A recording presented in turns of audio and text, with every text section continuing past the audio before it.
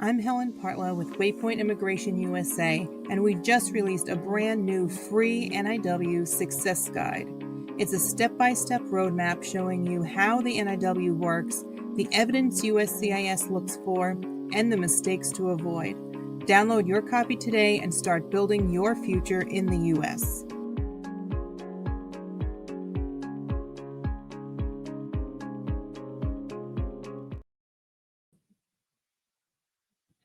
Hi, everybody. Good morning. Morning in New York, where I am. I'm Helen Partlow. I'm an attorney at Waypoint Immigration, and I specialize in EB-1As and EB2 NIWs. Mainly, I talk about NIWs on my LinkedIn and this channel. So today I'm going to talk a little bit about both, and in the context of the new executive order that just came out a little over a week ago from the White House on the gold card.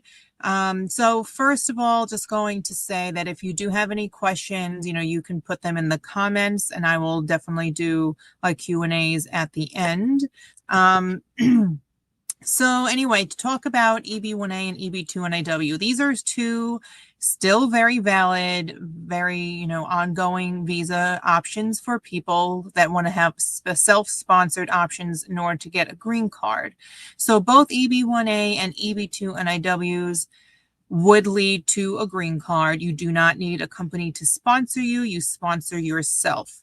However, it does not grant you any status. It doesn't give you any employment authorization until you are able to get that green card in hand.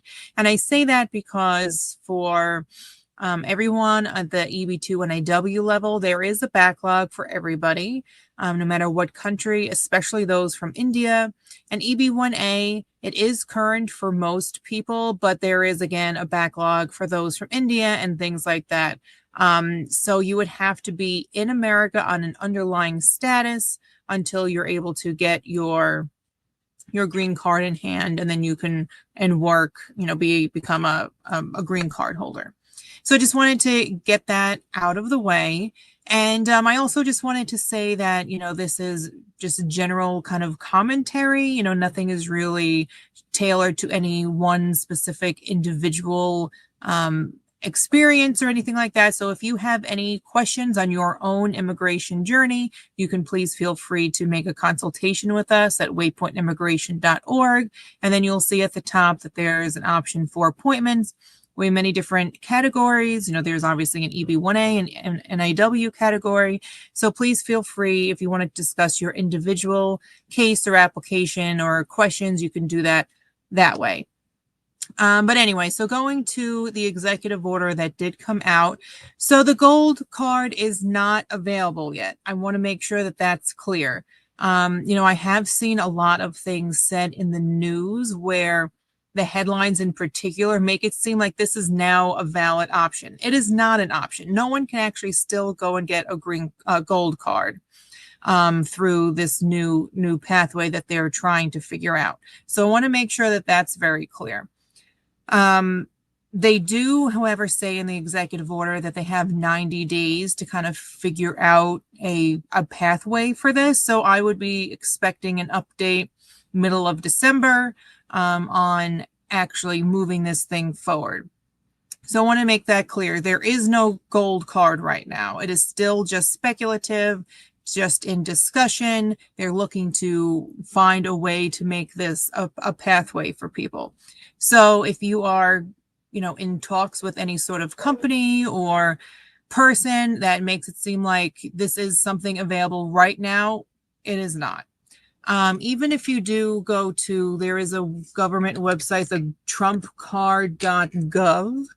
This is also pretty misleading because it says that you can apply now on here, but this is not something that is actually available yet.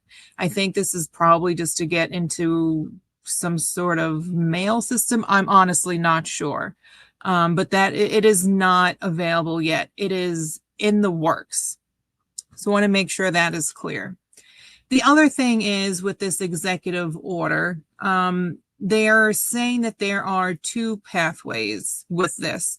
One is through an individual donation of $1 million, where you would then be able to get a green card and go about your life in that kind of direction. And then the second one, which really does give a lot of questions, is the corporate donation. So this is where a company would pay $2 million to get a slot where someone would fill the slot, and that would be the employee. And then the employee would get some sort of green card from this. But it is interesting because it says that the company can transfer this status amongst people. So it would appear that one would get this company to make the donation, $2 million. You would get your green card, but then what happens if you leave that company? It seems like the company is the one that owns this, not the individual, which is not the way that the system works right now.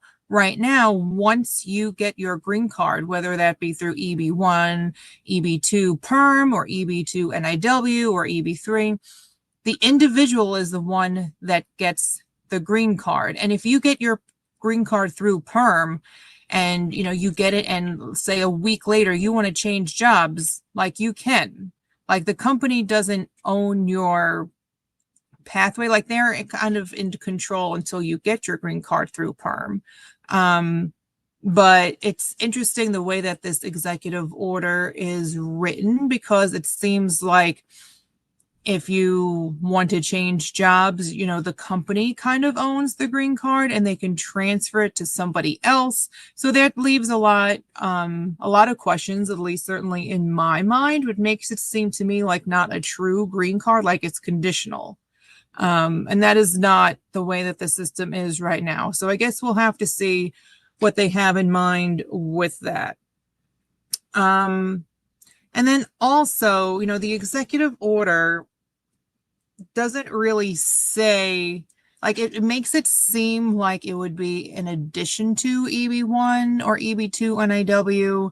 It doesn't say in the executive order that it would be replaced. Now, I know that there's been some speculation and things like that because Department of Commerce said that it would replace EB1 or EB2 NIW.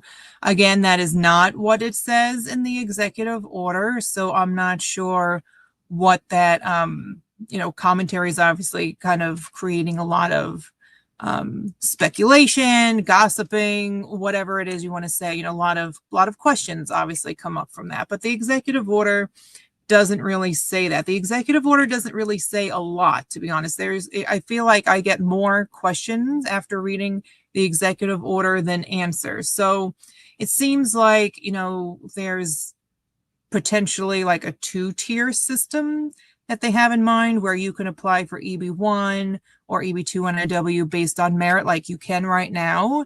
And then potentially you could get into that same queue with paying for the gold card with the $1 million individual gift or the $2 million corporate gift.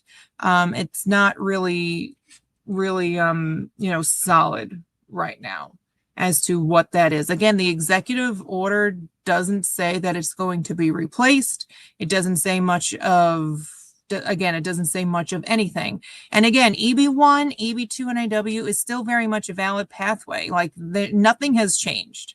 Nothing has changed yet, of course. Would expect things to kind of roll out in December, and 90 days from September 19th, when this executive order came out, would be then obviously middle of December, but then that's right before Christmas, and then the government closes down for holidays and whatnot. So I'm not really sure what kind of timeline we would be looking at, but I would definitely think end of December or early January 2026.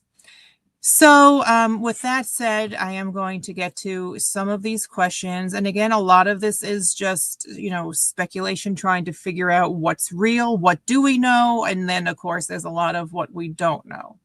All right, so this first one is, what changes are expected in the NIW EB1 rules criteria? I heard those are also under investigation.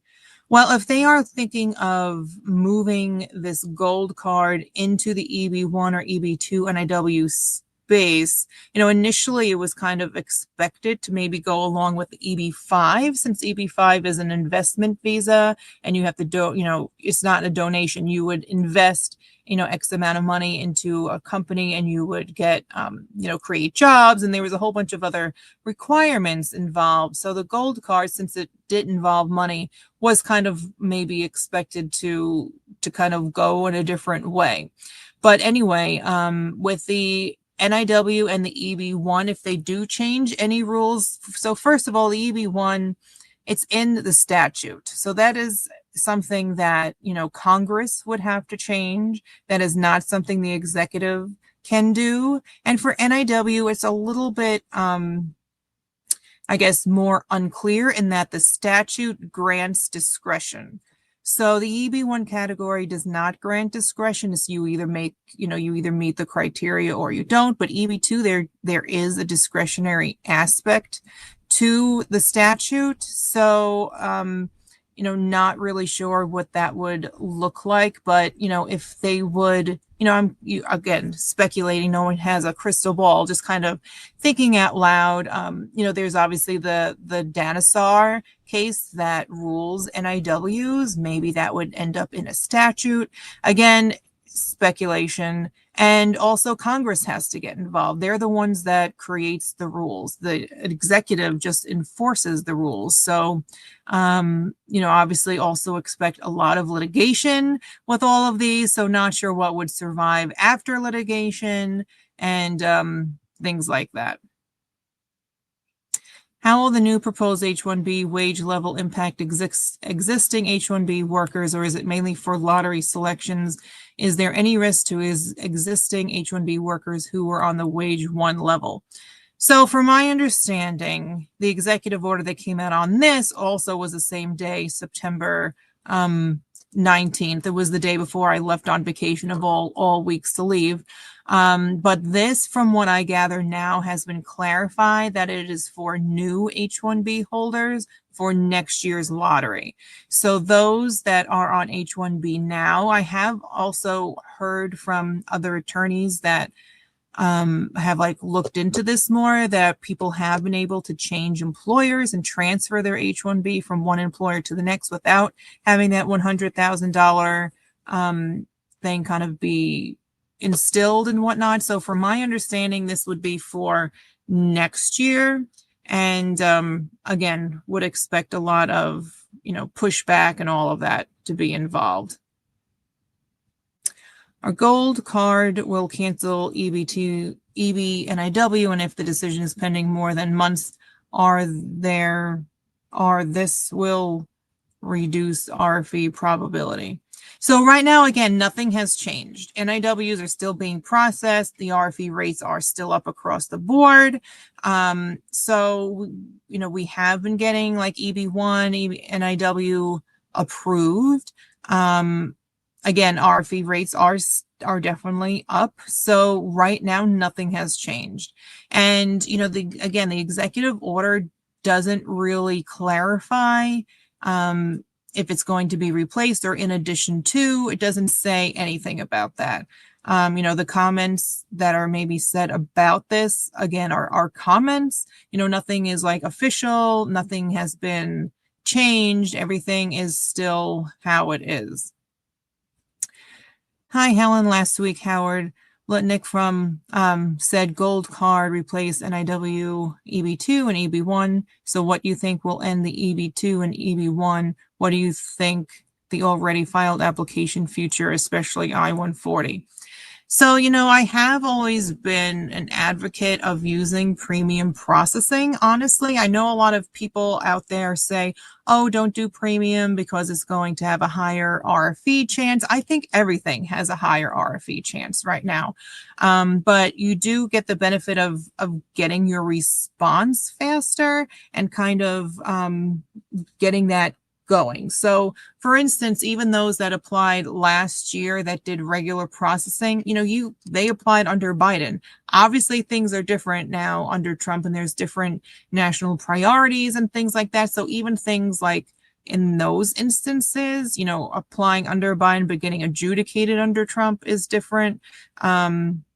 So again, the comments that were said about it being replaced are just comments. Nothing is solid. The executive order does not say they are getting replaced. They are saying that they are a part of EB2, EB1. It doesn't say it's replaced. It does not say that it's in addition to. And again, EB1 is statutorily defined, and EB2 has a statutory discretion aspect. So it's not really sure where this would go.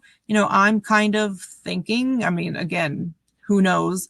But potential, like if it's added as an option for like an EB2, it would just be another way to get in the queue.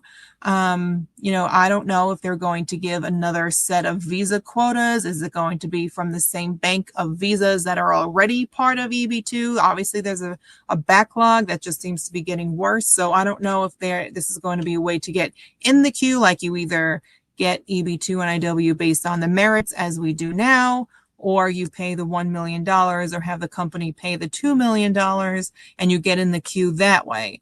It's not really certain right now as to if it's replacing or in addition to. And again, the executive order doesn't say anything. And I think that a lot of it has to do with instilling panic, so I think getting all wrapped up in that is kind of feeding into that whole idea to begin with causing chaos and questioning. And, foreign nationals and immigrants are what make this country this country. So, as a New Yorker, my whole life, born here, immigrants are needed in America. We need them here. You bring a whole bunch of different things that Americans that are born here don't bring. We need that cultural awareness. We need those different skills. There's a lot of jobs that are just more prone to being an immigrant based. There's a lot of STEM people that are coming in and helping making this America great. I've worked on so many different great applications throughout the years on people that are truly making this world better. And I desperately don't want to discourage anyone from not coming here that's doing this really important work. America really needs people doing these things here. So I just want to emphasize that the government is kind of causing this chaos and fear and having some sort of messaging, but that is not the way that everybody feels. That is certainly not representing everybody in America. Just want to make sure that that's clear, that it's meant to maybe instill that kind of chaos response, but that is also it's not representative of everybody.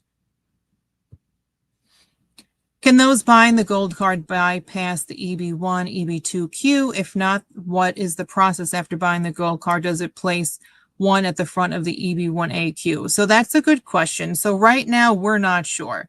It does not say that there is going to be using the same visa quota that is out there that has the long line for, especially EB2. But if you are from India and doing EB1, that also has a queue. It's not current.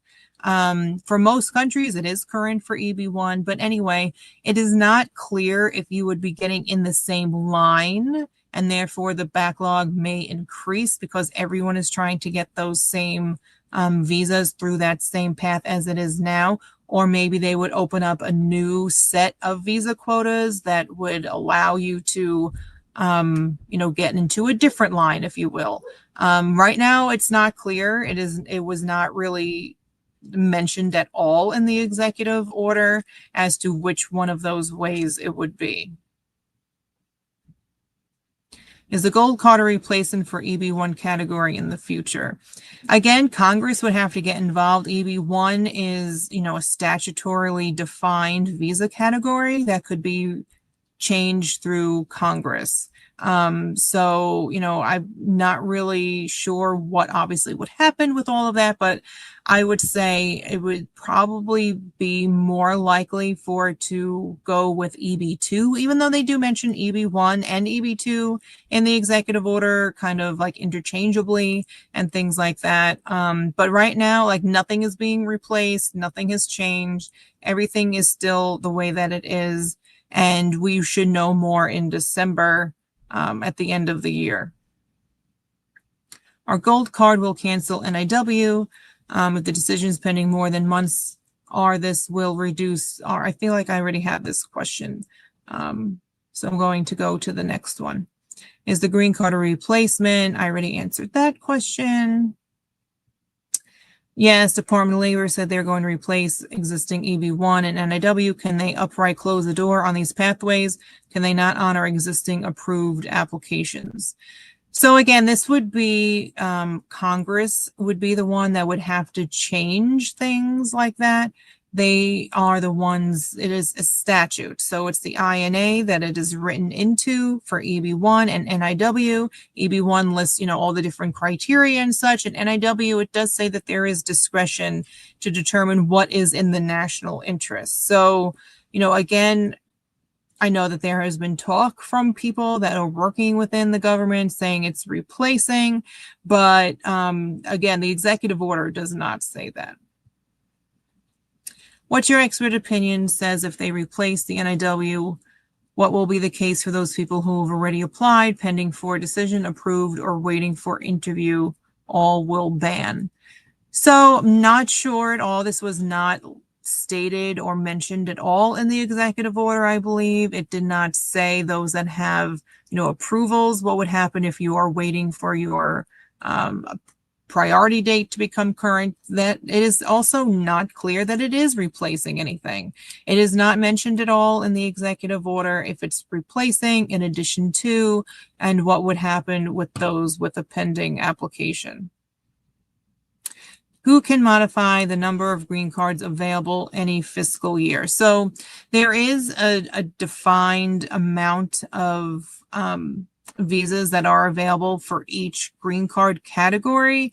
I'm honestly not sure who controls that number, but it's not something that is just arbitrarily changed or anything like that. Is 138 citations across 9 publications for a current PhD student in the US with 2 guest lectures good for EB2 NIW? So this is an interesting question, and I don't think it's technically the right one. So for NIW, you have to show what's your impact. How has it been? How have you been impactful beyond just your company, your organization, your school? And how is that like changing things on a national level? So for those that are a PhD student and they are researchers, definitely the USCIS is definitely looking for, what is your publications? What kind of citations do you have? So that part is true, but, they want to know, how have you been impactful? Like, where is this leading? What have you helped change? So there is no magical number of a certain amount of publications. There is no magical number for a certain amount of citations or anything like that. I would say if you are still getting your PhD at this point, I'm assuming you are nearing the end of your degree.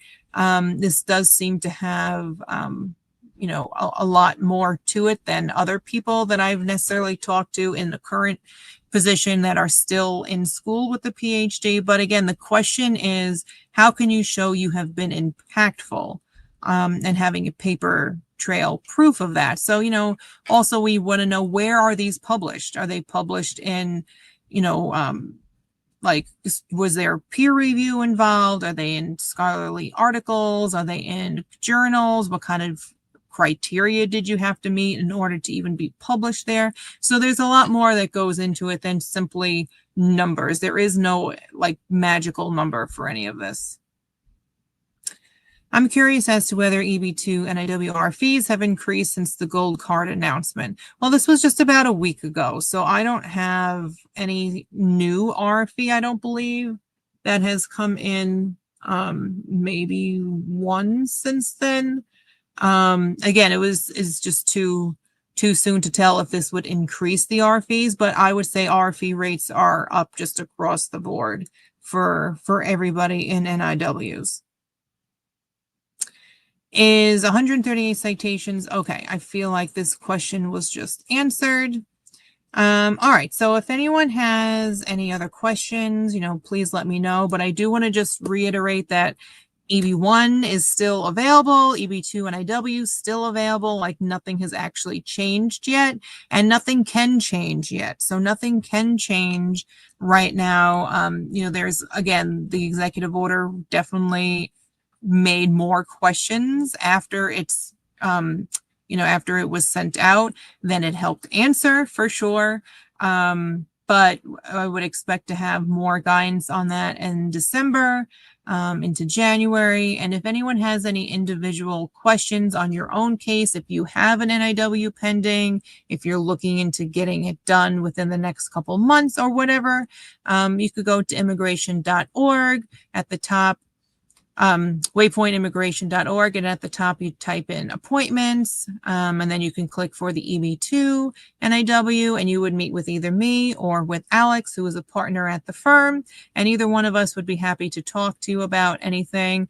And if you had any other kind of questions, like, we have an other category or just career planning, maybe you're not sure if you want to do EB1 or NIW, you're not sure. If you are questioning any of that, you can just do a career planning, or you can do an EB1 Explore Assess appointment, and you would be meeting with either Alex or with Amber, I believe, and you can discuss, if an NIW is better, or if an EB1 is better. Maybe there's some other option there as well, but we're happy to help answer any sort of questions. So again, thank you for chatting with me today and kind of unpacking all of this together. So have a great day, everyone.